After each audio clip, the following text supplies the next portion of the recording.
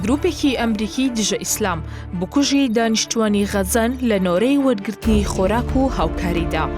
بانگەشەیەکی زۆر هەبوو لەسەر ئەوەی ئەو سەربازانی بەرپرسن لە پاراستنی ئاسایشی هاوکارە مرۆییەکان بە هەڕەمەکی دانیشتوانی غەزە دەکوشن. سوپای ئیسرائیل ڕەتی کردەوە سەربازانی دانیشتوانی غەزەن لە نۆرەی وەرگرتنی خۆراکدا کوشت بێت. بەپێی راپۆرتێکی BBC بەریتانی، گروپێکی ئەمریکی دژە ئیسلام بە ناوی یانەی ماتۆرسوارە کافرەکان بەرپرسیارن لە پاراستنی ئاسایشی هاوکاریە مرۆییەکان. گومان دەکرێت هەر ئەو گروپە دەستیان سوور بێت بە کوشتنی هاوڵاتیانی غەزە. کەناڵەکان نازنامەی ئەندامی یانەی ماتۆرسوارە کافرەکان ئاشکرا دەکات.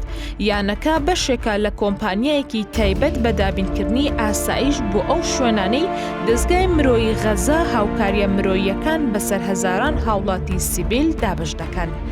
لە ماوەکانی ڕابردوودا ژمارەیەک راپۆرتی هەواڵی بڵاوکرانەوە لەبارەی ئەوەی ژمارەیەکی زۆر هاوڵاتی لە شوێنی دابشکردنی هاوکاریە مرۆییەکان بەدەستی ئەو گروپانەی ئاسایشی هاوکاریە مرۆییەکان دەپارێزن کوژراون.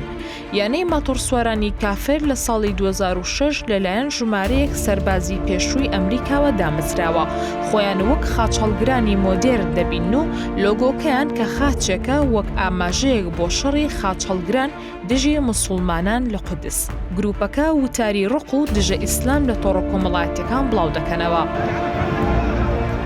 بەوتەی شارەزایان، دانانی ئەندامانی یانەی ماتۆرسوارە کافرەکان لە غەزە هۆکار بووە بۆ کوشتنی ژمارەیەکی زۆر لە هاوڵاتیانی بێچەک، چونکە ئەو کەسانە دژایەتی خۆیان بۆ ئیسلام و مسلمانان نەشاردۆتەوە. بەپێی راپۆرتەکەی BBC، لە کۆی 320 چەکداری کۆمپانیای پارێزگاری بەلایانی کەمەوە 40 چەکداریان سەربەیانەی ماتۆرسوارە کافرەکانن. چەکدارەکان موچەیەکی باشیان پێدەدرێت کە لە نێوان 980 بۆ 1500 دۆلارە بۆ یەک ڕۆژ. سەرۆکی یانەی ماتۆرسوارە کافرەکان ژمارەیەک تاتۆ بەجەستەوەیەتی. یەکێک لە تاتۆکان ژمارە 1095 لەسەرە کە ئاماژەیە بە ساڵی هەڵگیرساندنی شەڕی خاچەڵگران دژی مسلمانان لە قودس. وا دەردەکەوێت گروپەکە بە هەمان دیدگای 1000 ساڵ لەمەوبەر هاتوونەتە غەزە و شەڕ دەکەن بۆ دەرکردنی مسلمانان لە غەزە. هەرچەندە گروپەکە ڕەتی دەکەنەوە تەقی هەڕەمەکیان ئاڕاستەی هاوڵاتیان لە غەزە کردبێت، بەڵام بە پشتبەستن بە بانگەشەکانیان وا دەردەکەوێت گروپە ئەمریکیەکە دەستیان لە هاوڵاتیانی غەزە نەپاراست بێت.